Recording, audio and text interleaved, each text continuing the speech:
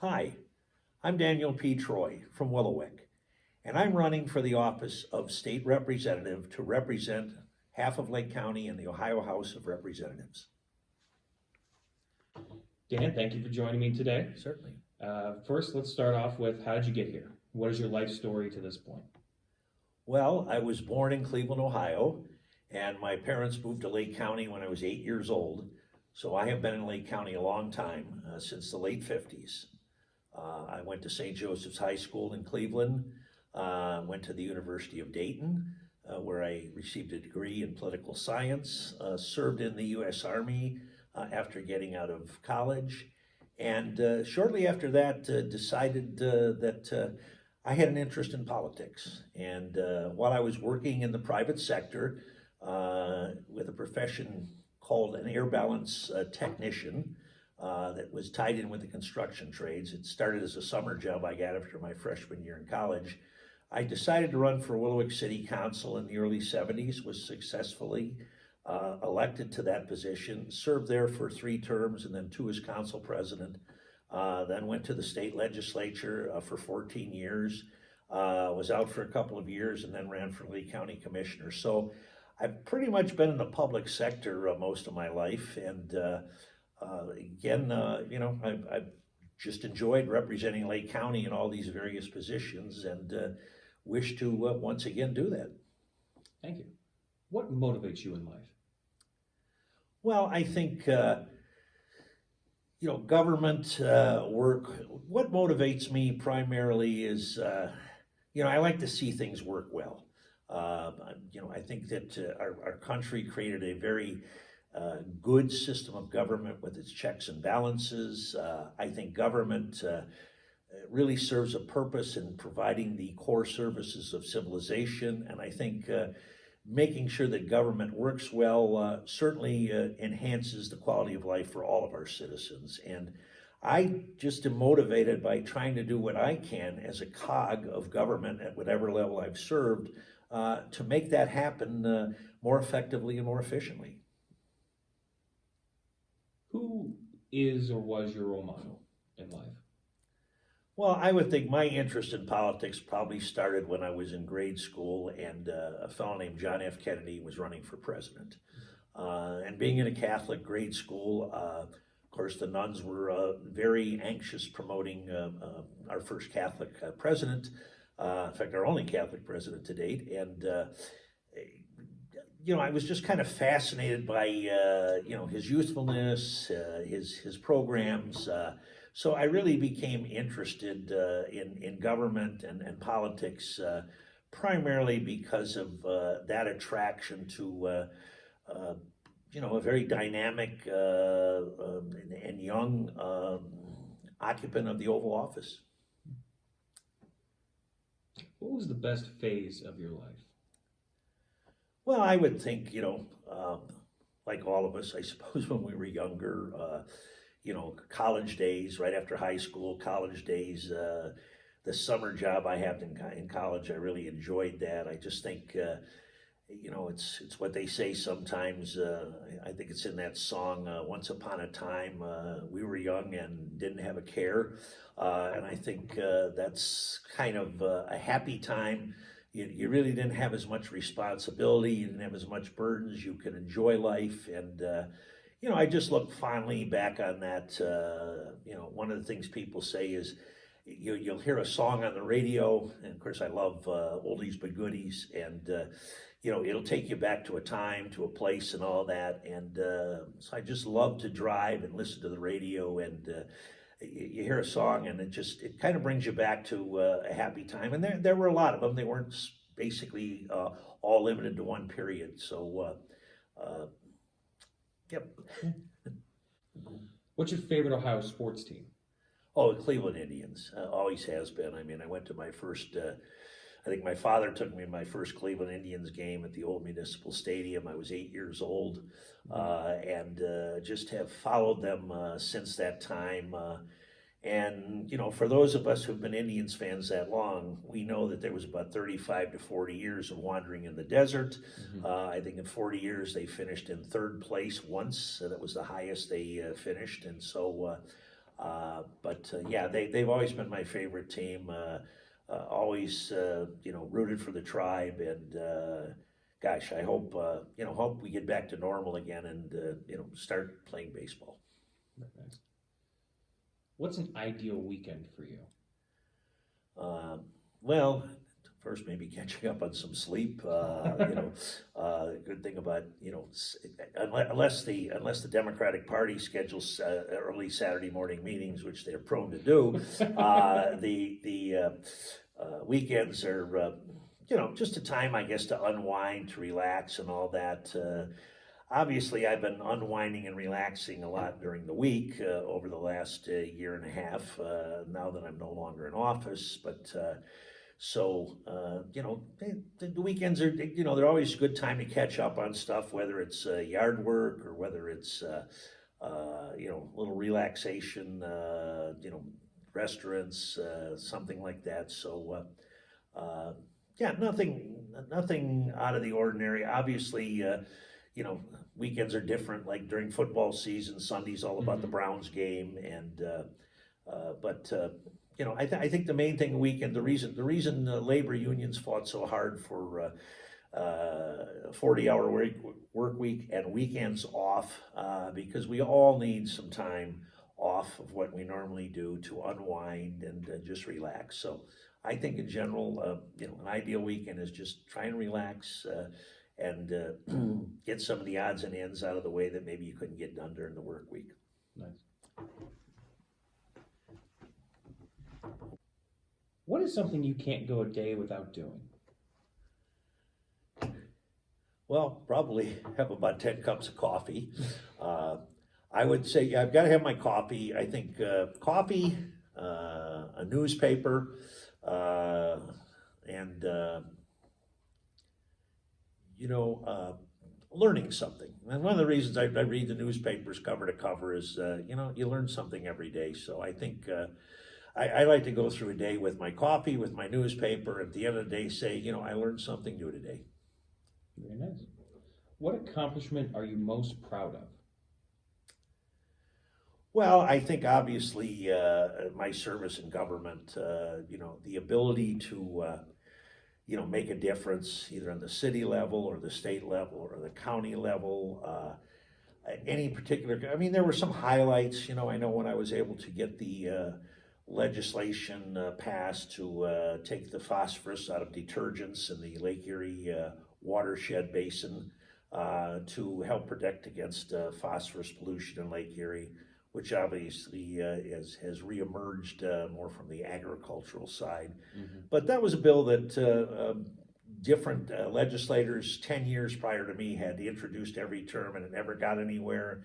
And I was just proud of the fact that I was able to build a coalition of Democrat and Republican state representatives to get 52 votes out of 99. You need 50 to pass. So I just got a little bit over the margin there, but was able to get that enacted. So I was kind of proud of that. But, also shortly after that, the Speaker of the House appointed me as chair of the education section of the House Finance and Appropriations Committee. Mm-hmm. And very honestly, I did not have a big background in education or education funding and all that. So, but I was proud of the fact that, I dove into it. I talked to people. I listened to a lot of testimony, a lot of the professionals, and I was proud of the fact that within a couple of years, people would say, nobody understands the Ohio school funding formula better than Dan Troy, and I always kind of took that as a compliment too. So I think it's if you apply yourself. So I'm proud of the fact that I'm able to take a subject matter that maybe I'm not excited about or maybe not familiar with, and be able to kind of focus in on it and try to become as knowledgeable about the subject matter, about the issue as possible, which certainly has helped, I think, in the long run, make the right decisions on behalf of the citizens. Thank you. Who is your favorite historical figure? Well, I suppose, as I mentioned earlier, John F. Kennedy. Right. I think, and certainly. Certainly after he was assassinated a few years later, his brother, Robert Kennedy, I think they really, you know, we're it's created a different mood in the country, et cetera. You know, going back even further, I think Franklin Delano Roosevelt, you know, if you look at the history of our country, if you look at the situation we were in the Great Depression, you know, in the 1932 election, you know, the fact that Franklin Delano Roosevelt came in, took very bold steps, you know, closing the banks, creating government programs, you know, not dissimilar to what we have right now, you know, we really need, you know, some you know, bold plans to kind of get us back to where we were. But yeah, FDR, you know, again, he was able to, and then really lead the country through a very serious conflict, World War II. You know, kept us out of that as long as possible until we were attacked. But you know, made the right decisions there. So yeah, those are, again, as you can see, my favorite historical figures primarily come out of the area of politics and governmental service and all that. So and certainly, you know, there's been so many other people who maybe, you know, weren't, whether it's the Florence Nightingales or the Clara Bartons or things like that, you know, that Mother Teresa's that, you know, were very instrumental in showing, you know, what we as human beings could do, you know, on the humane side in terms of taking care of each other. But I think I like FDR because he understood that, you know, everyone counted. You know, the elderly with a Social Security program, the poor, unemployed, needing jobs, creating government work that was meaningful government work.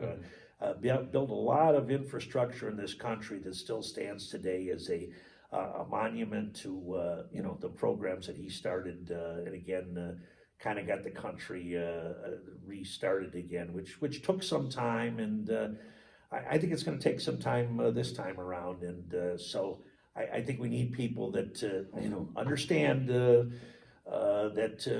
well, we learn from history, and you know, let's take the steps that worked before, and let's just not say things like you know, this will all go away next week and we'll be fine. Yeah. So now you mentioned infrastructure development. Why do you think we are we're hesitant on, you know, maybe taking leaps and bounds steps, improving our infrastructure? What do you think is causing that? well, I think some of it's our visible infrastructure, and some of it is our invisible infrastructure. Our visible infrastructure are things like our roads and our bridges, and obviously you need resources to do these repairs and to do these replacements, and primarily that's been coming from the gasoline tax, and obviously revenue from that is down right now because people aren't traveling as much. I think we've kind of gotten into this mentality over the last 20 or 30 years that you know, anything that has the word tax or user fee next to it, that's bad. You know, we need to avoid that at all costs. But the problem is that you know, we're a civilized society, and there are certain services of civilization that a lot of us believe need to be provided. And part of those services of civilization are our transportation infrastructure, roads and bridges, but also our environmental infrastructure.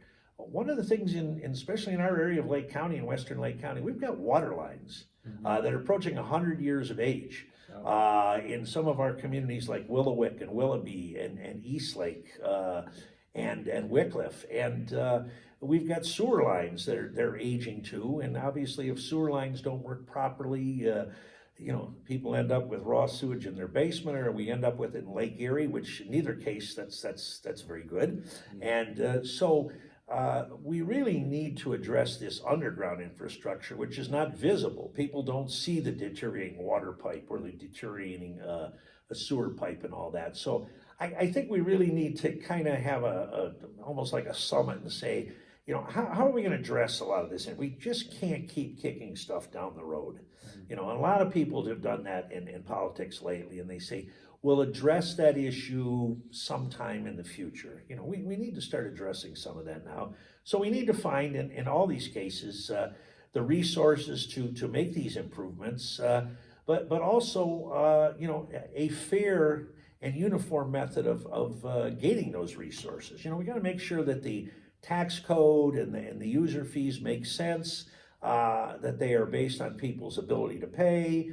I always thought the gasoline tax, which really isn't a tax, it's a user fee, I thought was a very good user fee because it's based on the miles you travel. If you use the roads more, you're going to buy more gas, which means you're going to be paying more toward that. So you're using that infrastructure. Yeah, so if you're driving a heavier vehicle that's going to tear up more roads, you're not going to get very much good mileage on that. So you're going to be paying more for fuel to do that. So yeah, I think it's just a question of, people need to say, listen, do you want the services or do you want lower taxes and user fees? And guess what? You can't have both. I really do get tired of people telling people what they want to hear. And my philosophy has always been, I'll tell people what they need to hear. Sometimes that's not a very good recipe for political success. But I think we need to level with people. I mean, we need to get more into facts. Facts are kind of like a diminishing quantity. I mean, what do the facts say? Let's base these things on rational, reasoned thinking. What is something that bothers you about the world today? Well, I think the I don't know the negativity, the nastiness, the anger. I mean, a lot of times, we need to calm down. We need to reason together, and so much of it is maybe because of the way we get our information now. I think too many people get their information from one source. I mean, if you're going to watch Fox News all the time, you're going to think like Fox News. If you watch MSNBC all the time, you're going to think like MSNBC. And so the bottom line is, take the time, as I think I said earlier, like to plow into something, learn as much about it as possible, and come up with the facts and make reasoned decisions. There's no reason that we have to be so. I mean, we're seeing right now today. I mean, fights over whether or not you should wear a mask. And if you wear a mask, well, you must be a Democrat. If you don't wear a mask, you must be a Republican. And it's like, wait a minute, neither of those circumstances has anything to do with why you should wear a mask and when you should wear a mask. And so, yeah, I think that's what bothers me about the world today. I think that we just need to be a lot more friendly with each other, a little bit more concerned about each other, and kind of get away from what's in it for me. What is a skill that you wish you had? Well, I think, as I said earlier, I wish I had the ability to understand a lot of this new communications technology. I mean, I would love to get up to speed on that, and I'll sit there with a device and say, okay, I know what I want to do, but I have no idea how to do it, or what I do here next. So yeah, I think that's to be able to communicate. I've always been always felt that communication is probably one of our most important functions. I mean, we need to be able to communicate with each other. We need to be able to communicate with each other respectfully, not disrespectfully. And a lot of the communication today is taking place through electronic devices and through cyberspace, and that's not going to change. I mean, the genie's not going to show up and bring back print journalism, and so I think to be able to effectively communicate and able to communicate respectfully through the technology, which obviously is rapidly changing. Certainly, it's a skill I'm hopeful that I can develop. Final question in this section: how would you like to be remembered? Well, hopefully that won't take place for a while. Yeah. But I would just basically say that wherever he was, wherever he served, he did some good. He made things a little bit better. He changed things in a positive direction, and that I worked hard at it. So hopefully I'm remembered as that. I mean, I've had people, saying great things about me, like Jim Collins, God rest his soul, when he was editor of the News Herald, saying, he'd covered county commissioners for 50 years, and he said I was one of the 3 best county commissioners, that he had witnessed in his 50 years. And, I mean, it's nice to have accolades like that thrown your way, from someone of that stature. But again, he did good, and by doing good, he improved the life for others.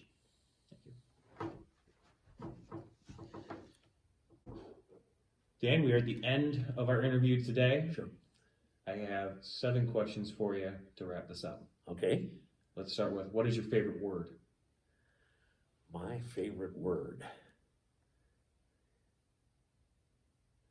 Probably the word compromise.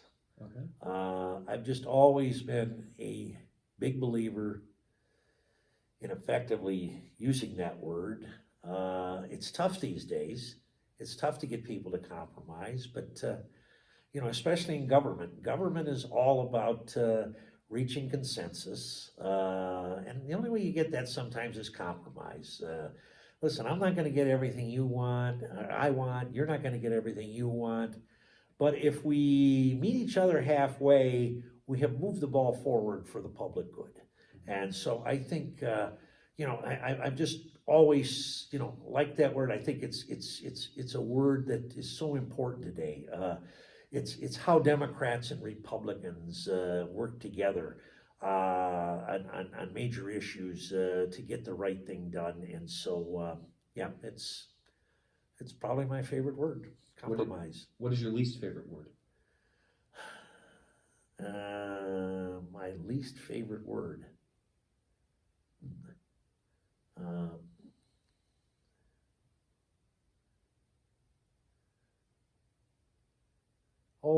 Maybe politically correct.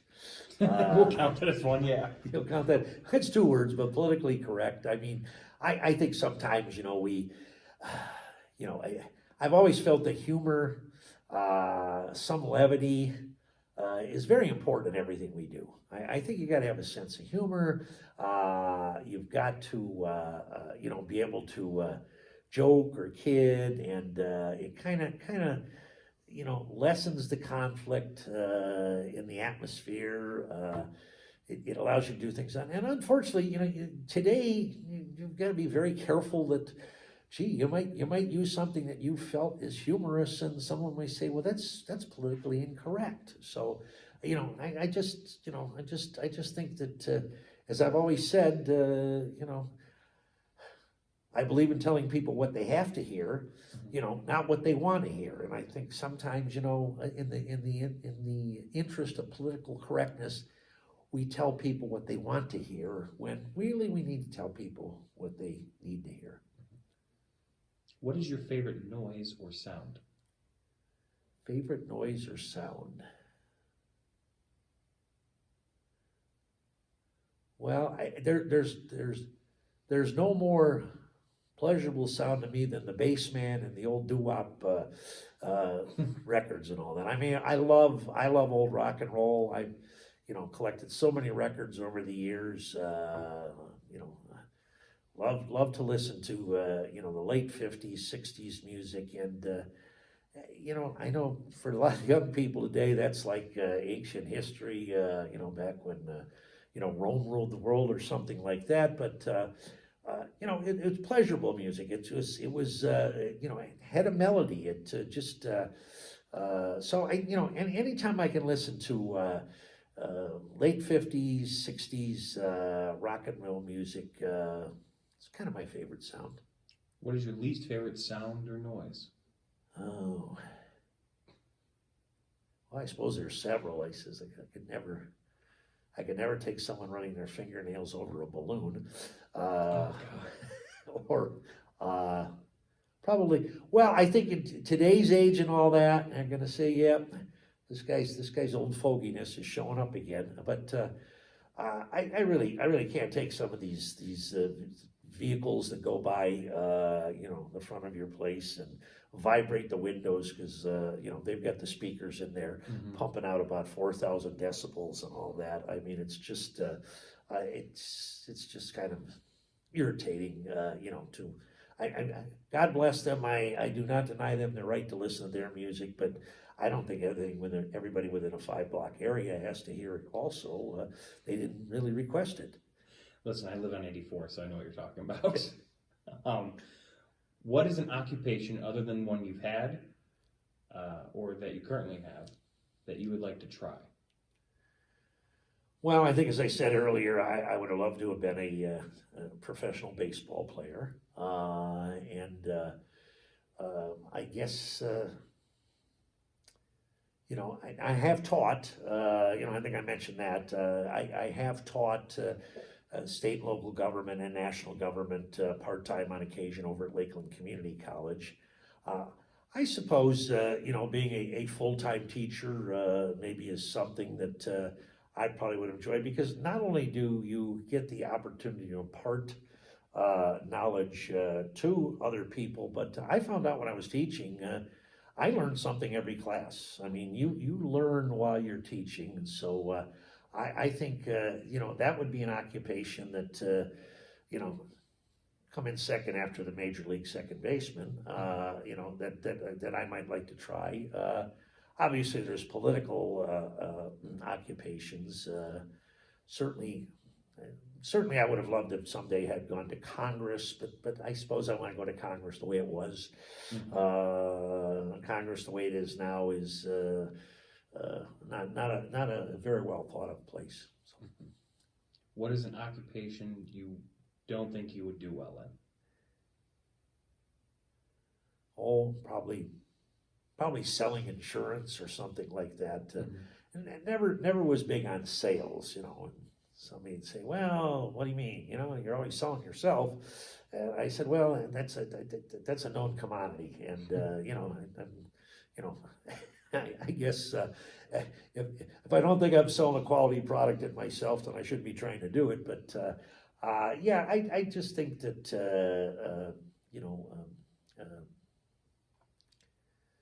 anything in sales just is something that I don't really think I would like. Insurance, you're selling security, you're selling things like that. That would just be tough for me to do. It's the other thing is that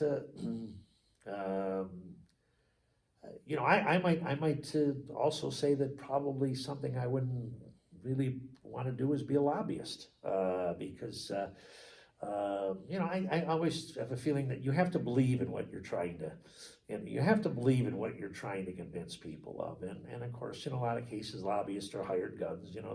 They may be working for the Cowboys in February and the Indians in March, because that's who's paying them that month, and that would be something that. Now I respect the people who are in that field, but I just don't know if it's something that I could do effectively, because, at some point, I suppose it'd be something like being a public defender or something like that, and you're representing a client, and your obligation is to get them the best shake and represent them to the fullest extent of your talents, to be declared innocent when maybe deep down, they're guilty as heck. So, I think, I'd have a tough time selling something that, or advocating for something that I didn't really, have a strong belief in favor of myself. Okay. And our final question: if heaven exists, what would you like to hear God say as you arrive at the pearly gates? Well, it exists. And, I'd probably say, how's my mom and dad and my two brothers and my two sisters doing up here? Just tell them that, mother's favorite son has arrived. But that'll drive them nuts. But no, I think just to, say, Dan, you did some good things, you did some bad things, okay? And I think the fact that I'm there, hopefully they'll be able to say that, the good outweighed the bad, only one person ever, walked on this earth that was perfect, and none of us are, and so I would just hope that's what they'd say, that you've earned your reward up here because the good that you did outweighed the bad, and I think that's it. I wouldn't expect much more than that to be said about me. Thank you, Dan. Certainly, thank you.